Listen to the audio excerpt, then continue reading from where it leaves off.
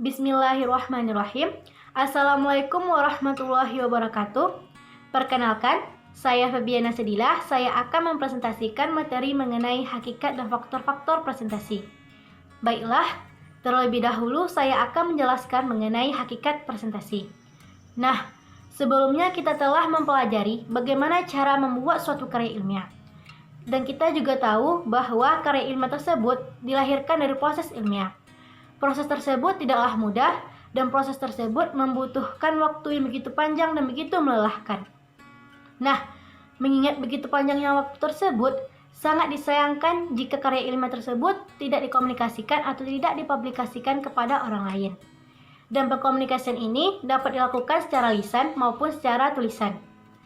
Nah, pengkomunikasian secara bentuk tulisan dapat melalui media cetak dan media elektronik. Sedangkan pengkomunikasian secara lisan dapat dilakukan dengan cara mempresentasikan hasil karya ilmiah tersebut. Nah, merujuk dari kata presentasi tadi, berikut saya akan menjelaskan beberapa pengertian presentasi menurut beberapa ahli. Yang pertama yaitu menurut Titik Triwidodo dan Djoko Kristanto. Mereka mengemukakan bahwa presentasi merupakan bentuk laporan lisan mengenai suatu fakta terhadap komunikan. Nah, maksudnya di sini ialah presentasi merupakan bentuk komunikasi verbal yang digunakan untuk menyampaikan pesan kepada orang lain, baik secara lisan maupun secara tulisan. Nah, dalam hal ini diharapkan orang-orang dapat memahami apa yang disampaikan oleh si pengirim pesan dengan baik. Yang kedua yaitu menurut Erwin Sutomo. Erwin Sutomo mengemukakan bahwa presentasi merupakan kegiatan aktif di mana seorang pembicara menyampaikan ide atau informasi kepada sekelompok audiens. Nah, pernyataan Erwin Sutomo ini dapat disimpulkan bahwa presentasi merupakan kegiatan yang dilakukan secara aktif dengan melibatkan orang lain selain pembicara. Dan pembicara dapat membuat presentasi semenarik mungkin agar dapat diikuti. Nah, yang ketiga yaitu menurut Sutrisna Dewi. Sutrisna Dewi mengemukakan bahwa mereka yang melakukan presentasi untuk menyampaikan informasi kepada pihak internal maupun pihak eksternal perusahaan. Nah, dari pernyataan Sutrisna Dewi tersebut dapat disimpulkan bahwa sasaran dari penyampaian informasi dalam suatu presentasi bisa berasal dari pihak dalam maupun pihak luar perusahaan. Nah, maksudnya di sini adalah seorang pembicara harus menyesuaikan gaya bicara atau cara penyampaiannya terhadap sekelompok audiens agar tujuan dari penyampaian presentasi tersebut dapat tercapai. Nah, dari beberapa pengertian tadi dapat disimpulkan bahwa presentasi adalah menyampaikan, mensosialisasikan, mempertanggungjawabkan, serta mempertahankan hasil suatu karya ilmiah yang bersangkutan secara lisan dalam suasana, cara, tempat, dan waktu tertentu. Presentasi ini dilakukan untuk menyampaikan pesan atau informasi kepada sekelompok audiens serta berdiskusi dengan mereka agar mereka dapat memahami karya ilmiah yang bersangkutan. Presentasi ini biasanya dilakukan di dalam kelas, pada saat seminar, dan pada saat ujian akhir bagi mahasiswa yang membuat karya ilmiah, baik itu skripsi, tesis, maupun disertasi untuk mendapatkan gelar akademiknya. Baiklah, kita masuk pada materi yang kedua, yaitu faktor-faktor presentasi. Pada dasarnya, faktor-faktor yang memengaruhi suatu presentasi ada dua, yaitu faktor internal dan faktor eksternal. Nah, terlebih dahulu saya akan menjelaskan mengenai faktor internal.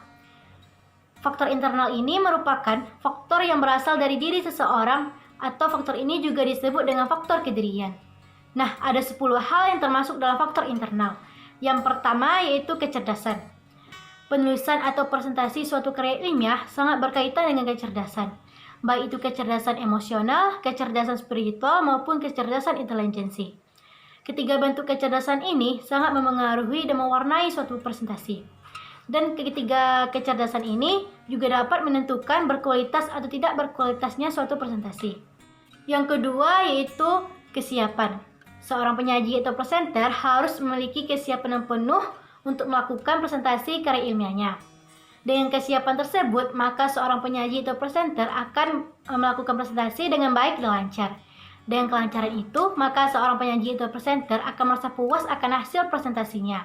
Oleh karena itu, seorang penyaji atau presenter harus memiliki kesiapan yang matang agar proses presentasinya berjalan dengan baik dan lancar.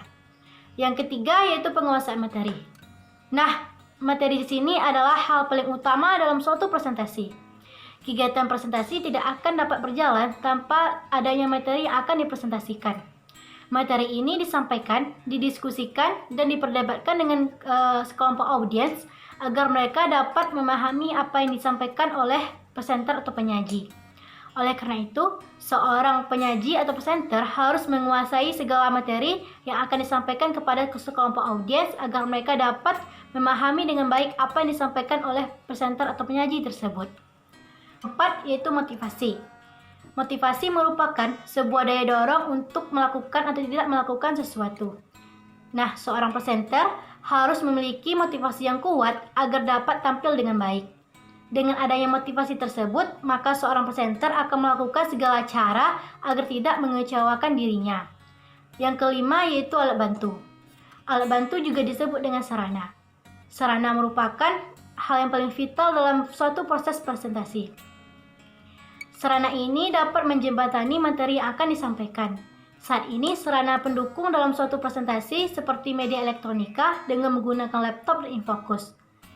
Dan selain itu, seorang presenter atau penyaji harus menguasai media elektronika tersebut agar dapat menjalankan presentasinya dengan sukses. Yang keenam yaitu sikap. Seorang penyaji atau presenter harus memiliki sikap yang positif terhadap segenap dinamika yang berkembang selama proses presentasi. Kemampuan menempatkan diri dengan baik, mendengarkan setiap tanggapan dari pendengar, menggunakan bahasa yang santun dan cerdas, serta memperlihatkan empati merupakan sikap yang baik terhadap suatu proses presentasi. Dengan sikap baik ini, maka akan terjalinlah komunikasi yang baik antara pendengar dengan penyaji atau presenter. Yang ketujuh yaitu komitmen. Berusaha untuk selalu tampil menjadi yang terbaik merupakan komitmen yang harus dipertahankan oleh seorang penyaji atau presenter. Dengan adanya komitmen ini, maka seorang penyaji atau presenter akan termotivasi untuk terus memperbaiki diri dan meningkatkan potensi yang dimilikinya. Yang kedelapan yaitu konsentrasi. Konsentrasi dalam hal mendengar juga dapat terganggu dengan kata-kata asing atau istilah-istilah baru yang dikenal. Mungkin hal ini pernah kita rasakan atau pernah kita dengarkan ada seorang pembicara atau presenter menyampaikan kata-kata asing tanpa menjelaskan apa yang dimaksud dengan kata-kata tersebut. Nah, hal ini dapat menyebabkan seorang pendengar akan kehilangan gairah untuk mendengarkan apa yang dibicarakan oleh seorang presenter tersebut. Oleh karena itu, seorang penyaji atau presenter harus menganalisa terlebih dahulu siapa audiens atau pendengarnya agar mereka dapat menyesuaikan gaya bicara atau cara penyampaiannya terhadap sekelompok audiens tersebut. Yang kesembilan yaitu kesehatan. Seorang penyaji atau presenter harus memiliki kesehatan yang baik agar dapat mempresentasikan karya ilmiahnya tersebut dengan lancar dan baik. Dengan kesehatan baik ini, maka seorang penyaji atau presenter akan fokus untuk mempresentasikan karya ilmiah tersebut dan mereka akan sukses dalam presentasi tersebut. Oleh karena itu, segala sesuatu yang dapat mengganggu kesehatan harus dihindarkan terlebih dahulu. Yang ke-10 yaitu kesempurnaan dan kelengkapan organ tubuh. Kesempurnaan dan kelengkapan organ tubuh ini mungkin bagi sebagian orang tidak terlalu menghambat proses presentasinya. Hal ini disebabkan adanya alat bantu untuk memberikan kemudahan. Akan tetapi, hal ini juga dapat berpengaruh terhadap proses presentasi. Hal ini akan lebih terasa apabila kelengkapan organ tubuh tersebut terjadi pada bagian vital seperti organ tangan, organ mata untuk melihat, dan organ telinga untuk mendengar. Baiklah, materi selanjutnya yaitu mengenai faktor eksternal yang mempengaruhi suatu presentasi.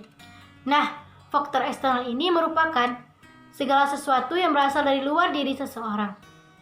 Ada 4 hal yang termasuk dalam faktor eksternal. Yang pertama yaitu audiens. Audiens atau pendengar merupakan sasaran atau target si penerima pesan yang disampaikan oleh seorang presenter atau penyaji. Pendengar atau audiens ini merupakan salah satu unsur utama dalam unsur komunikasi. Pendengar atau audiens ini dapat memengaruhi kesuksesan dari suatu presentasi. Oleh karena itu, seorang penyaji atau presenter harus menganalisa terlebih dahulu siapa pendengarnya agar mereka dapat menyesuaikan diri dalam presentasi tersebut. Yang kedua yaitu kondusivitas ruangan. Ruangan yang kondusif dan nyaman sangat disenangi oleh setiap presenter. Ruangan yang kondusif ini dapat dicermati oleh beberapa indikator seperti tata ruangan yang menarik, kelengkapan fasilitas, penyejuk ruangan yang baik, cahaya dan listrik yang tidak bermasalah, dan kelengkapan alat bantu yang memadai, dan lain sebagainya. Yang ketiga yaitu kondusivitas iklim. Nah, yang dimaksud dengan kondusivitas iklim di sini adalah suasana yang berkembang selama proses presentasi. Suasana tersebut dapat berpengaruh besar terhadap keberhasilan suatu presentasi. Hal ini dapat dipengaruhi oleh beberapa indikator seperti apresiasi yang positif dari pendengar, kelihayan seorang moderator dalam memandu suatu acara, penataan ruangan yang menarik, serta kelengkapan fasilitas yang memadai. Yang keempat yaitu waktu. Waktu yang lama dan singkat dalam suatu proses presentasi harus dicermati oleh setiap presenter. Hal ini sering kita temui pada saat acara seminar. Panitia banyak menyediakan atau menyajikan 2 atau 3 penyaji secara bersamaan. Hal ini akibatnya yaitu waktu penyajian yang dilakukan oleh seorang presenter atau penyaji dalam menanggapi atau memberikan tanggapan balik sangatlah tidak memadai. Tentunya hal ini kurang efektif dan kurang memuaskan bagi seorang presenter atau audiens. Nah, dari beberapa faktor tadi dapat disimpulkan bahwa faktor-faktor tersebut dapat memengaruhi keberhasilan suatu proses presentasi. Oleh karena itu, seorang penyaji atau presenter harus menguasai dan mencermati setiap faktor-faktor tersebut agar mereka dapat melakukan presentasi dengan baik dan lancar. Baiklah, hanya itulah yang dapat saya sampaikan. Apabila ada kesalahan dan kekurangan, saya mohon maaf. Assalamualaikum warahmatullahi wabarakatuh.